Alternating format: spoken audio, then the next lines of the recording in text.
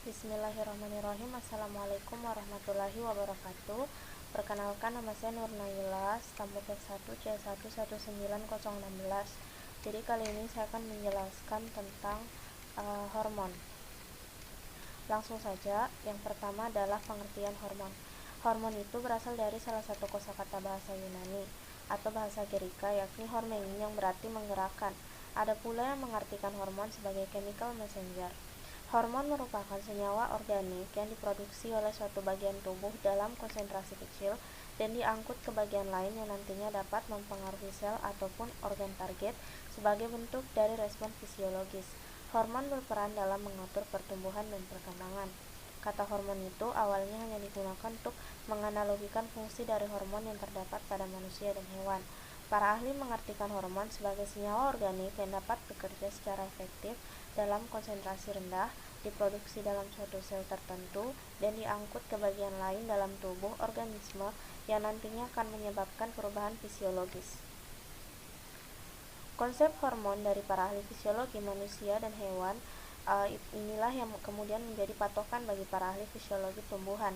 Para ahli menggunakan kata fitohormon untuk menyebut hormon yang terdapat pada tumbuhan.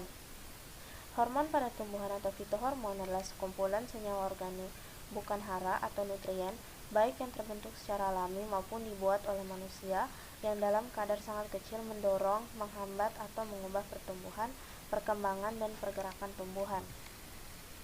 Jadi, apa perbedaan hormon manusia atau hewan dan tumbuhan? Yang pertama, untuk manusia dan hewan, hormon diproduksi pada jaringan khusus berupa kelenjar buntu atau endokrin, sedangkan pada tumbuhan, hormon diproduksi dari jaringan non-spesifik, biasanya berupa jaringan yang bersifat meristematik ketika mendapatkan rangsangan. Kemudian, manusia atau hewan, penyebaran hormon itu melalui pembuluh darah, sedangkan pada tumbuhan, penyebaran hormon tidak selalu melalui sistem pembuluh, meskipun ada sistem transport fitohormon melalui xilem dan fluem. Kemudian pada manusia atau hewan, hormon itu berupa zat organik kompleks, sedangkan pada tumbuhan hormon berupa zat organik sederhana. Penggolongan hormon berdasarkan senyawa penyusunnya. Pada hewan, hormon dibagi menjadi tiga, yaitu golongan steroid, golongan protein dan polipeptida, kemudian golongan amina atau derivat asam amino. Hormon kelompok steroid diproduksi oleh bagian korteks adrenal, testis, ovarium, dan plasenta. Kelompok hormon ini disintesis dari bahan dasar kolesterol, bersifat larut dalam lipid, bersifat lipofilik atau hidrofobik, sehingga hormon ini dapat melintasi membran sel dengan mudah dan terikat dengan reseptornya yang berada di intraseluler. Kemudian untuk golongan protein dan polipeptida, hormon golongan protein dan peptida bersifat larut dalam air atau hidrofilik dan disintesis di retikulum endoplasma granular pada sel endokrin, dimulai dari prekursor hormon yang belum mempunyai aktivitas biologis sebagai hormon, kemudian menjadi prohormon dan dibawa ke badan Golgi dan dikemas dalam vesikel sekretorik, pada akhirnya vesikel disimpan di sitoplasma apabila dikeluarkan dengan cara eksositosis. Kemudian untuk golongan amina atau derivat asam amino, hormon amina berasal dari tirosin. Dua kelompok hormon yang berasal dari tirosin adalah hormon kelenjar tiroid dan medula adrenal yang dibentuk oleh aksi enzim-enzim yang berada di kompartemen sitoplasmik sel kelenjar. Contoh masing-masing hormon. Golongan steroid, contoh hormonnya adalah hormon estrogen dengan rumus kimia C18H24O2. Hormon estrogen berfungsi untuk menebalkan lapisan rahim dan mematangkan sel telur pada wanita sehingga siap untuk dibuahi. Kemudian contoh golongan protein dan polipeptida adalah hormon insulin dengan rumus kimia C267H404N72O78S6. Hormon insulin berfungsi untuk menurunkan kandungan gula darah dan memfasilitasi pembentukan lipid. Kemudian golongan amina atau derivat asam amino, contohnya adalah hormon tiroid dengan rumus kimia C15H12I3NO4. Hormon tiroid berfungsi dalam kontrol metabolisme tubuh. Kemudian soal yang kedua adalah contoh hormon pada manusia atau hewan. Yang pertama adalah hormon insulin, yaitu hormon insulin dengan rumus dokter C267H404N72O78S6, di mana insulin adalah hormon golongan peptida yang diproduksi oleh sel-sel beta dari pulau pankreas. Hormon insulin mengandung rantai alfa dengan 21 asam amino yang dihubungkan oleh suatu jembatan disulfida terhadap rantai beta yang dibentuk oleh asam amino. Insulin dianggap sebagai hormon anabolik utama tubuh karena mengatur metabolisme dari karbohidrat, lemak, dan protein dengan mempromosikan penyerapan glukosa dari darah ke dalam hati, lemak, dan sel otot rangka.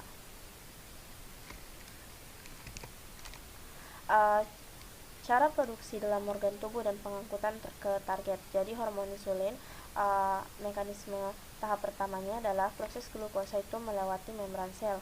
Kemudian setelah melewati membran sel,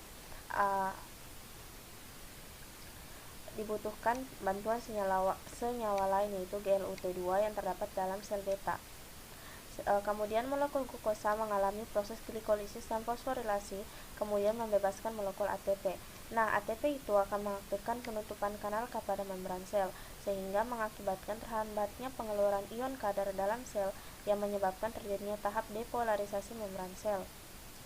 Keadaan inilah yang memungkinkan masuknya ion Ca sehingga menyebabkan peningkatan kadar ion Ca intrasel. Kemudian, tahap selanjutnya adalah sintesis insulin yang diawali dengan bentuk preproinsulin atau prekursor insulin yang terjadi di retikulum endoplasma dan sel beta pankreas. Kemudian, produksi dan sekresi insulin dari sel beta pankreas dipicu oleh kenaikan kadar glukosa dalam darah. Nah, pada saat glukosa meningkat, glukosa harus dapat melintasi membran sel dengan cara mengadakan ikatan dengan senyawa GLUT yang tadi. Kemudian, glukosa yang telah masuk ke dalam sel beta pankreas akan mengalami glikolisis dan fosforilasi dan pada akhirnya ATP diproduksi. Nah, ATP yang dihasilkan ini diperlukan untuk mengaktifasi penutupan protein kanal ion K di membran sel beta pankreas, sehingga akan merangsang pembentukan kanal ion Ca, terbukanya kanal ion Ca, sehingga dapat menyebabkan sekresi insulin oleh sel beta pankreas, sehingga insulin yang selanjutnya akan dibebaskan ke organ target. Cara hormon insulin bekerja. Jadi kerja insulin dimulai ketika hormon tersebut terikat dengan sebuah reseptor glikoprotein yang spesifik pada permukaan sel target. Reseptor insulin terdiri dari dua heterodimer yang terdiri atas dua subunit yang diberi simbol alfa dan beta. Nah, subunit alfa terletak pada ekstrasel dan merupakan sisi berikatan dengan insulin. Subunit beta merupakan protein transmembran yang melaksanakan fungsi sekunder yang utama pada sebuah reseptor, yaitu transduksi sinyal. Ikatan ligan menyebabkan autofosforilasi beberapa residu tirosin yang terletak pada bagian sitoplasma subunit beta, dan kejadian ini akan memulai suatu rangkaian peristiwa kompleks. Reseptor insulin memiliki aktivitas intrinsik tirosin kinase dan berinteraksi dengan protein substrat reseptor insulin. Sejumlah protein penambat atau docking protein mengikat protein selular dan memulai aktivitas metabolik insulin. Insulin kemudian meningkatkan transport glukosa melalui lintasan PI3 kinase dan CBI yang berperan dalam translokasi vesikel intraselular yang berisi transport glukosa GLUT4 pada membran plasma. Aktivasi jalur sinyal reseptor insulin menginduksi sintesa glikogen, protein, lipogenesis, dan regulasi berbagai gen dalam rangsangan insulin. Kemudian contoh hormon pada tumbuhan yaitu hormon IIA atau indol acetic acid. Rumus strukturnya seperti pada layar. Kemudian yang B, IA adalah hormon golongan auksin yang diproduksi oleh sel-sel beta dari pulau pankreas. Hormon insulin mengandung rantai alfa dengan 21 asam amino yang dihubungkan oleh suatu jembatan disulfida terhadap rantai beta yang dibentuk oleh asam amino. Kemudian cara produksi dan pengangkutan ke target. IAA merupakan salah satu jenis hormon auksin yang bergerak melalui sel-sel pada jaringan parenkim yang bersinggungan langsung dengan berkas pembuluh. IAA dalam proses pengangkutannya dapat dilakukan dengan dua cara, yaitu pengangkutan secara polar maupun pengangkutan non-polar. Kemudian cara hormon tersebut bekerja. IAA pada kecama monokotil terletak paling banyak pada daerah koleoptil dan makin berkurang ke arah akar. Penyebaran tersebut berlaku hanya jika IAA berhasil dari ujung koleoptil diangkut ke bagian lain. Saat perjalanannya dari ujung koleoptil menuju ke bagian lainnya, IAA yang diangkut tersebut digunakan oleh tanaman untuk proses pertumbuhan dengan cara dimobilisasi oleh ikatan-ikatan kompleks, atau bisa pula dengan cara diinaktifkan dan dirombak melalui reaksi-reaksi enzimatik. Demikian yang dapat saya jelaskan Lebih dan kurangnya mohon dimaafkan. Wabillahi taufiq wal hidayah. Wassalamualaikum warahmatullahi wabarakatuh.